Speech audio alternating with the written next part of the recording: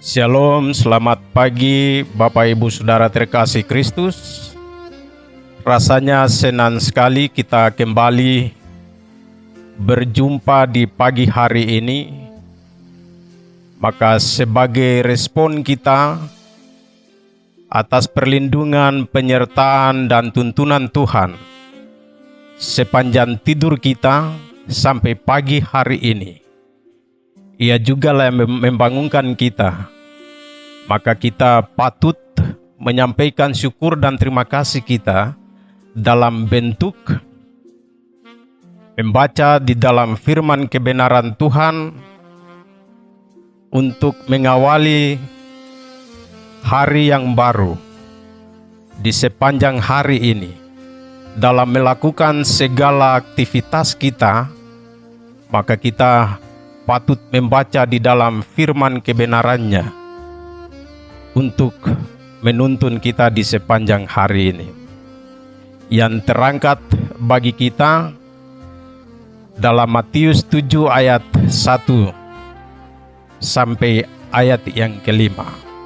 Sebelum kita membaca firman ini, mari kita berdoa untuk meminta tuntunan Tuhan.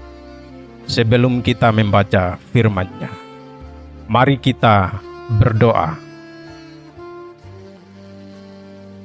Allah yang transenden, Allah yang menjelma sebagai anak manusia di dalam palungan sampai di atas Kalvari, karena segala dosa-dosa umat manusia. Kami datang bertekuk lutut di hadapan hadirat-Mu yang Maha Kudus, dan menyampaikan syukur, hormat, dan terima kasih kami ke hadirat-Mu. Karena Tuhan Engkau baik. Engkau berkenan memelihara kami dari tidur kami sampai pagi. Engkau jugalah yang membangunkan kami untuk menikmati pagi yang sejuk, hari yang baru di hari ini. Di saat kami akan melakukan segala aktivitas pekerjaan kami di hari ini, kami akan belajar di dalam firman kebenaran-Mu sebagai santapan rohani di pagi hari, tapi juga sebagai tuntunan pijakan kami di jalan kami di sepanjang hari ini. Bapa di sorga, sebelum kami membacanya, kiranya Engkau curahkan kuasa Roh-Mu yang kudus atas kami semua, supaya kami membaca, merenungkan dan menafsirkan firman kebenaran-Mu di pagi hari ini dengan leluasa. Biarlah Engkau berikan kuasa dan hikmat-Mu untuk menuntun kami di saat kami hendak membaca firman-Mu, supaya kami memahami dan mengerti dan menjadikannya sebagai tuntunan hidup kami secara khusus di sepanjang hari ini. Dalam nama Yesus kami berdoa dan memohon tuntunan kuasa Roh-Mu yang kudus kepada kami sekalian, dan kami hendak bersedia untuk mendengarkan apa kata firman Tuhan kepada kami sekalian di pagi hari ini. Amin. Sebagai ayat pembacaan dan perenungan bagi kita di hari ini, terangkat bagi kita di dalam Injil karangan Matius pasal 7 ayat 1 hingga ayat yang kelima. Dalam bagian firman Tuhan ini saya membacakan ayat pertama untuk menjadi ayat perenungan bagi kita sekalian di pagi hari ini. Perikop dengan ayat perenungan kita Matius 7 ayat 1 sampai 5 adalah sebagai berikut. Ayat pertama, perikopnya adalah hal menghakimi. Ayat pertama, Jangan kamu menghakimi supaya kamu tidak dihakimi. Demikian ayat pembacaan sekaligus ayat perenungan untuk kita di pagi hari ini.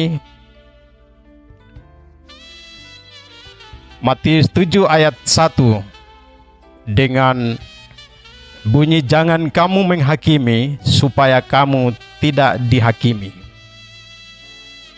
Bapak Ibu Saudara terkasih dalam Kristus, adakah di antara kita semua yang bisa berani mengatakan bahwa tidak pernah melakukan kesalahan dalam hidupnya, baik lewat pikiran, perbuatan, dan tutur kata terhadap sesamanya?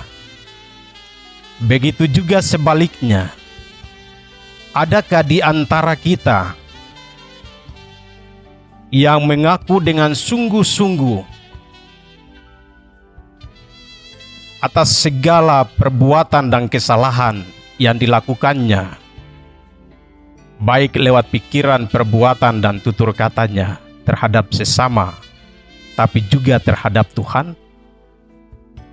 Tentu dua bagian pertanyaan ini menjadi satu ukuran bagi setiap kita anak-anak Tuhan, bagi setiap kita anak-anak ketebusan Tuhan, bagi setiap kita anak-anak pilihan Tuhan yang mengakui Kristus sebagai penghakim abadi dalam hidupnya.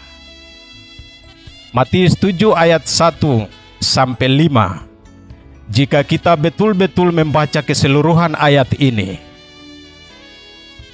maka dengan sangat jelas kita bisa mengerti dan memahami apa kata firman Tuhan, terutama yang disampaikan oleh Kristus sendiri ketika menyampaikan khotbah di atas bukit. Secara khusus, seterusnya mengajarkan hal penghakiman itu kepada setiap orang yang dijumpai. Bapak Ibu Saudara Kristus kasihi, dalam ayat pembacaan kita, jangan kamu menghakimi supaya kamu tidak dihakimi, yang terdapat dalam Matius 7 ayat 1, memberikan kita satu pemahaman bahwa Tuhan Yesus sendiri menekankan kepada semua orang yang percaya kepadanya, supaya hal menghakimi itu sebagai sesuatu yang menjadi mutlak ada di tangannya, sehingga tiada seorang pun yang bisa menghakimi, karena hal penghakiman itu adalah mutlak dalam tangan Tuhan. Hal penghakiman itu adalah otoritas Tuhan, maka tidak sembarang seorang pun melakukan hal penghakiman itu. Kalau kita baca dan memahami penekanan di sini, jangan kamu menghakimi, itu artinya bahwa menunjukkan kepada kita semua yang punya otoritas, yang punya hak penghakiman hanya di dalam Kristus.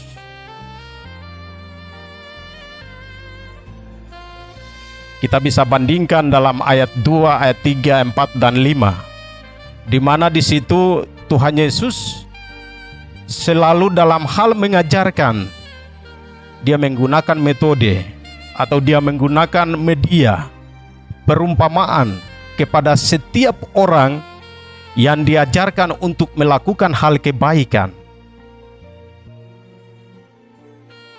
Dalam ayat 3, 4, dan 5 yang menggambarkan kepada kita semua, dia melukiskan hal penghakiman itu dalam dua bagian penting. Media yang diangkat dan ditunjukkan kepada orang yang diajarkan tentang hal penghakiman itu, yaitu selumbar dan balok, tapi juga ukuran. tiga bagian ini, tiga hal ini atau tiga media ini sebagai satu metode yang dipakai oleh Tuhan Yesus supaya orang mudah dan gampang untuk mengerti apa yang diajarkan tentang penghakiman itu. Bisa jelas dalam ayat pembacaan kita, dalam ayat 5. Matius pasal 7 ayat 5. Hai orang munafik, keluarkanlah dahulu balok dari matamu, maka engkau akan melihat dengan jelas untuk mengeluarkan selumbar itu dari mata saudaramu. Sebagaimana yang telah disampaikan tadi, bahwa perumpamaan yang disampaikan, yang digunakan oleh Tuhan Yesus untuk mengajarkan setiap orang yang dijumpainya dalam hal penginjilan ini. Dia menggunakan selumbar dan balok sebagai satu ukuran yang ada dalam dua arah yang berbeda, bahwa orang yang menghakimi itu berada pada sisi media yang disebut dengan balok tadi itu. Sementara orang yang dihakimi berada pada sisi media selumbar tadi. Dengan dua beban, dengan dua media yang dipakai oleh Kristus untuk menakar bagaimana besar dan kecilnya, untuk mempertimbangkan bagaimana berat dan ringannya tujuan daripada perumpamaan ini. Maka yang jelas, yang menjadi lebih berat, yang menjadi lebih besar adalah balok. Balok itu berada pada orang yang melakukan penghakiman itu. Maka yang paling terbesar adalah orang yang melakukan penghakiman itu. Yang menerima penghakiman itu ada pada posisi yang ringan yang digambarkan dalam selumbar yang ada pada mata saudaramu. Bapak Ibu Saudara terkasih Kristus, dalam ayat pembacaan kita di pagi hari ini, satu penekanan yang ditekankan oleh Kristus, jangan kamu menghakimi supaya kamu tidak dihakimi, itu menjadi satu keharusan, satu bagian penting yang harus dimiliki oleh setiap anak-anak Tuhan dalam melihat sebuah pergumulan, dalam melihat sebuah persoalan, dalam melihat sebuah perkara yang terus dijumpai dalam hidupnya. Persoalan, perkara, dan pergumulan yang dijumpai oleh anak-anak Tuhan itu bermacam-macam. Maka ketika kita dihadapkan untuk berhadapan dengan persoalan, pergumulan dan tantangan yang dihadapi oleh setiap anak-anak Tuhan, haruslah kita hati-hati dalam menakar, mengukur, dan menyelesaikan pergumulan dan persoalan yang dihadapi oleh setiap anak-anak Tuhan yang menghadapi persoalan dalam hidupnya. Dengan menggunakan apa yang diajarkan oleh Kristus tentang pemahaman iman kita yang sungguh di dalam Kristus, untuk mengerti dan membedakan segala persoalan, tantangan, dan pergumulan yang dihadapi oleh setiap anak-anak Tuhan.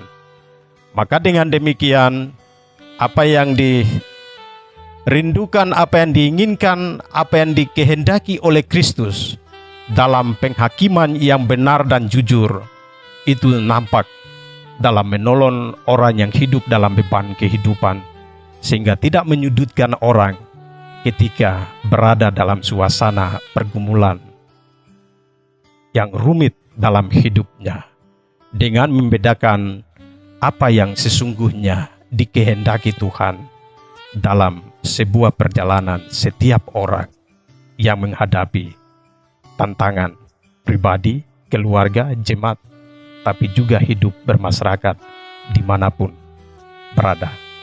Kiranya Tuhan memberkati firman-Nya.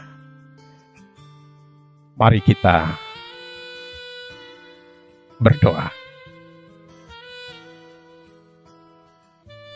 Tuhan Allah Bapa Surgawi,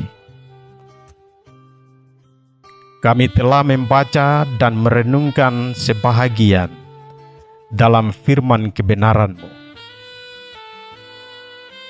yang terangkat di dalam Injil kebenaran Tuhan, Matius 7 ayat 1, yang mengajarkan kepada kami sekalian supaya jangan kami menghakimi orang, karena penghakiman itu juga akan menjadi ukuran bagi kami dan segala hidup kami. Bapa di sorga, terima kasih atas kebenaran firman-Mu. Biarlah firman-Mu menjadi kekuatan dalam perjalanan hidup kami sepanjang hari ini, dalam melakukan segala aktivitas kami, sehingga ketika kami berjumpa dalam pekerjaan kami di sepanjang hari ini, ada tantangan, ada hambatan, ada rintangan, tapi juga ada pergumulan yang kami jumpai dalam kehidupan sesama kami di sepanjang hari ini. Biarlah Tuhan Engkau ajari kami untuk menggunakan penghakiman yang Engkau ajarkan kami untuk tidak menyudutkan orang, tapi terus kami berdoa dan memberi jalan supaya memahami apa yang menjadi pergumulan hidupnya. Bapa di sorga, terima kasih atas kebenaran firman-Mu. Kami juga berdoa untuk semua anak-anak ketebusan-Mu, semua anak-anak kepunyaan-Mu. Berikan hikmat, kuasa, dan tuntunan-Mu atas seluruh hidup dan kehidupan mereka, supaya mereka terus melakukan perjalanan hidup mereka, menjalani hidup ini dengan bijaksana. Maka dengan itu kami yakin dan percaya sungguh di dalam Kristus, apa kata firman Tuhan kepada kami sekalian dalam hal penghakiman itu terbukti dan nyata dalam hidup kami, sebagai tuntunan perjalanan hidup kami dalam melakukan sekecil apapun, dalam mengambil keputusan sekecil apapun untuk mengukur dan menakar sebuah pergumulan yang dihadapi oleh setiap kami. Bapa di dalam sorga, kami berdoa di pagi hari ini, Kau berikan hikmat dan kuasa atas jemaat Tuhan, tapi juga gereja Tuhan, anak-anak Tuhan, anak-anak pemuda yang berkecimpung dalam tim multimedia Immanuel. Tuhan Engkau berkati, berikan mereka roh hikmat, kebijaksanaan, tapi juga roh kepintaran, kecerdasan kepada mereka, supaya dengan kerendahan hati, kesabaran itu terus ada pada mereka untuk melakukan pekerjaan penayangan penginjilan secara online. Talenta-talenta yang mereka miliki biarlah dipersembahkan sebagai persembahan yang harum di hadapan Tuhan dalam sepanjang hidup mereka. Bapa di sorga, pekerjaan penginjilan ini penuh tantangan. Tapi kami yakin dan percaya sungguh di dalam Kristus, jika di saat kami melakukan penginjilan ini, dalam bentuk apapun, jika kami mengandalkan Engkau, maka kami yakin dan percaya sungguh di dalam Kristus, penginjilan ini terus dilakukan dengan sempurna seturut dengan kehendak-Mu. Dalam nama Yesus firman yang hidup, kami berdoa dan mengucap syukur. Amin. Bapak Ibu Saudara, demikian perenungan firman Tuhan di pagi hari ini.